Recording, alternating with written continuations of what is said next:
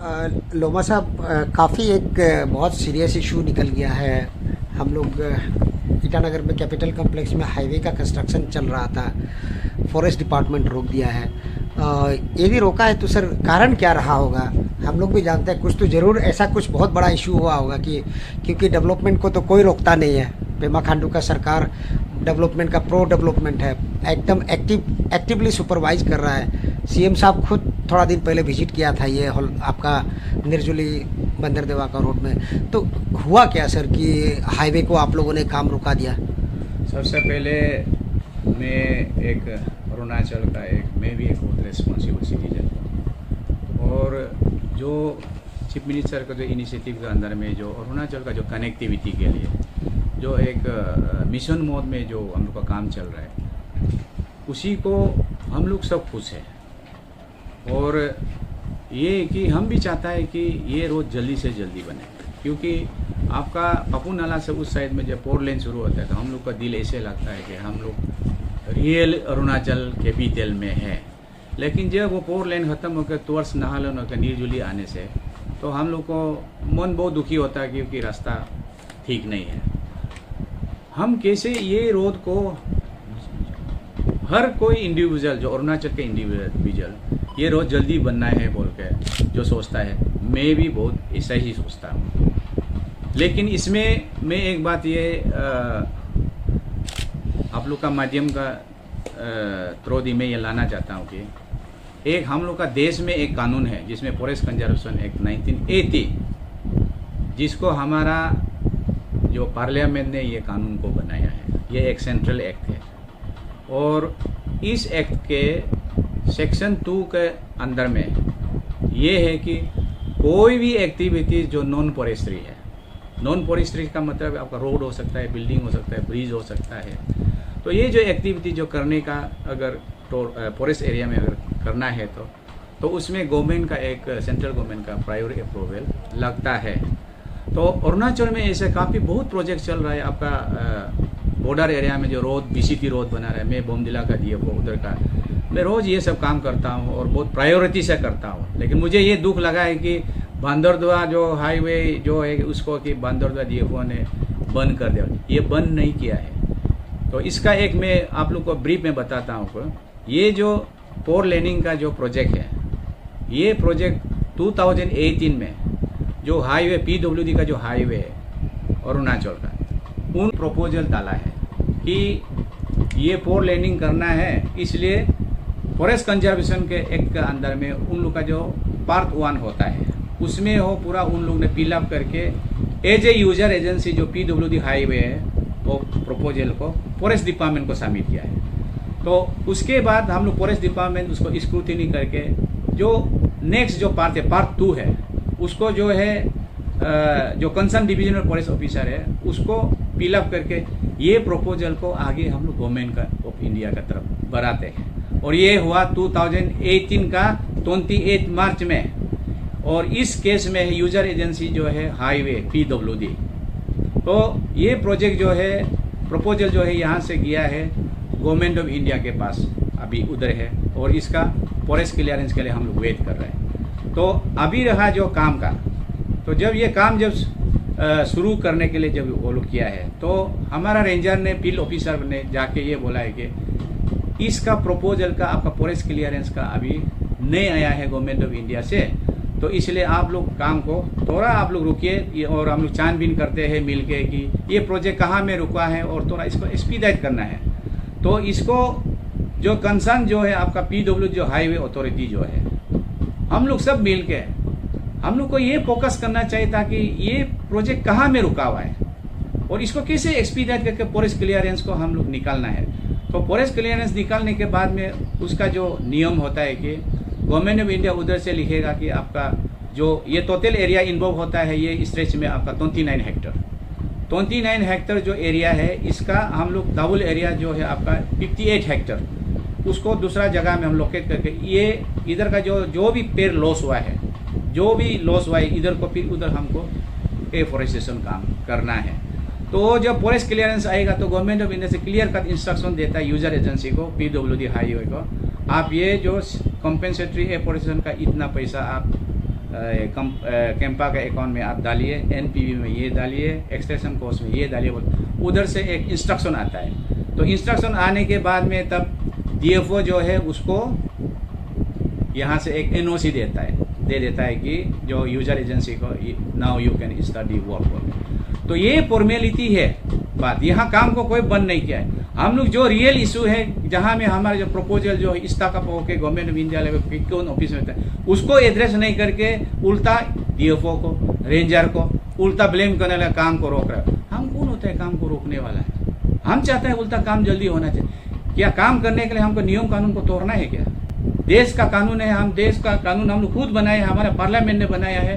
ये कानून को हमको मानना है, कानून के मुताबिक काम करना। क्या कोई जुल्म है क्या? क्या ये अनलॉफुल है क्या? तो यही है बात। एक एज ए रेस्पॉन्सिबल सिटीजन हिसाब से हम लोग को देश का कानून को मानते हुए जो भी डेवलपमेंट एक्टिविटीज है हम लोग उसको एक मिशन मोड में हम लोग माने करने के लिए हम लोग तो तैयार है। और हम तो हमेशा सहयोग कर देता है। आपका पावर ग्रिड हो, एनएचपीसी हो, आपका ये नेपको प्रोजेक्ट हो, आपका जो डिफेंस का प्रोजेक्ट हो, बीआरओ का प्रोजेक्ट हो, हम लोग टाइम बाउंड लेके 3-4 महीना में क्लियर करता है। इसको यूजर एजेंसी जो है इक्वली वो लोग भी इसको थोड़ा सीरियसली लेना चाहिए। ये प्रोजेक्ट कहाँ में फंसा हुआ है, कहाँ में क्वारी है, इनका पार्ट में कोई क्वारी रह गया क्या, वो पूछताछ करने के बजाय हम लोग एक दूसरे को ब्लेम करने से हम लोग का रोड ये सब मैंने कभी जल्दी नहीं बनेगा। हम लोग कानून को मानना चाहिए और काम को भी हम लोग करना चाहिए।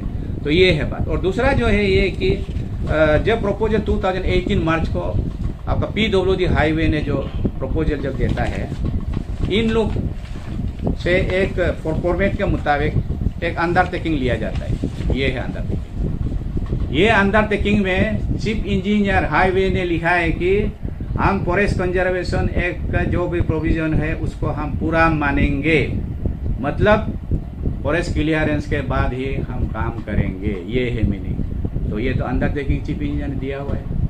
तो अभी बिना फॉरेस्ट क्लियरेंस अगर काम करने के लिए वो लोग कोशिश कर रहा है तो इसको they are violating this undertaking. तो इसका वायोलेशन का मतलब है फॉरेस्ट कंजर्वेशन का एक का प्रोविजन को अट्रैक्ट करता है। इसमें मैं एक आप लोग को बता देना चाहता हूँ कि एक जो होलोंगी आपका चिंपू का जो रोड है जो कि बनकर तैयार खत्म हो गया, वो भी 4 लेनिंग है, उसमें क्या क्या बनकर खत्म हो गया। तो बाद में किसी एक इंडिविजुअल ने, हमारे अरुणाचल का कोई सिटीजन है, एनजीटी जो आपका green tribunal, national green tribunal है, उसी कोर्ट में उन्होंने डाल दिया कंप्लेन। तो उधर से आया है कि ग्रीन ट्राइब्यूनल से फॉरेस्ट डिपार्टमेंट को पूछा गया कि ये रोड जो है आप लोग ने बनाने दिया विदाउट फॉरेस्ट क्लियरेंस, इसका ऊपर में क्या एक्शन है, कौन रेस्पॉन्सिबिलिटी फिक्स करो। ये आ गया। तो लकीली फॉरेस्ट डिपार्टमेंट ने क्या किया उसी समय में, ये हाईवे जो अथॉरिटी है इनका अगेंस्ट में एक ऑफेंस रिपोर्ट, पुलिस में FIR बोलता है, ठीक है। तो इधर में बोलता है OR offence report, forest department offence report बना के उसको चीफ जुडिशियल मजिस्ट्रेट यूपीआ बोर्ड में उसको फॉरवर्ड करके रख दिया कि इसमें वायोलेशन हुआ है, परमिशन नहीं लिया है। तो ऐसा हो गया था। तो इसी बीच में फिर उधर से एक क्वेरी आया एनजीटी से, what criminal action has been taken against the offender. तो ये स्टेज में आया है। और ये कहानी जो है I don't want to repeat here in Naharlagun and Banderdewa highway. हम लोग गवर्नमेंट का काम करने के लिए जाएगा, इसी में किसी ऑफिसर को अननेसेसरी मतलब इसमें कोई क्रिमिनल एक्शन हो जाए, ये कोई भी नहीं चाहेगा। सो जस्ट नियम को इसलिए हम लोग मान के चलना है, काम करना है।